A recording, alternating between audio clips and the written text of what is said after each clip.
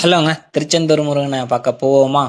அப்படிதாங்க last week நான் போயிருந்தேன். ஸோ அதோட விலாக் தான் இது. ஸோ பார்ட் 1, பார்ட் 2 அப்படின்ற அப்டேட் பண்ணுறேன். ஒரே வீடியோவில் கவர் பண்ண முடியுமான்னு தெரியல. ஸோ என் ரூம்லேருந்து கிளம்பிட்டு நான் ரேபிடோ புக் பண்ணி மெட்ரோ ஸ்டேஷன் போயிட்டேன், கேபிஹெச்பி. அங்கேருந்து மெட்ரோ டிக்கெட் எடுத்துகிட்டு செகண்டராபாத் போகணும் இல்லையா? ஸோ அதனால் டிக்கெட் எடுத்துகிட்டு மெட்ரோ ஸ்டேஷன் போயாச்சு. ஸோ அங்கேருந்து செகண்டராபாத்துக்கு ஒரு 40 to 45 மினிட்ஸ் ட்ராவலு. ஸோ அங்கே செகண்டராபாத் போன உடனே அங்கே கொஞ்ச நேரம் வெயிட் பண்ணிட்டு இருந்தேன். ஸோ அவ்வளோ க்ரௌடு. அப்புறம் எனக்கான ட்ரெயின் வர வரைக்கும் நான் அங்கேயே வெயிட் பண்ணிட்டு இருந்தேன். அப்புறம் ட்ரெயின் வந்ததும் ஏறியாச்சு. தேர்ட் ஏசி தான் புக் பண்ணியிருந்தேன். ஒன்றும் பிரச்சனை இல்லை, கம்ஃபர்டபுளாக தான் இருந்தது.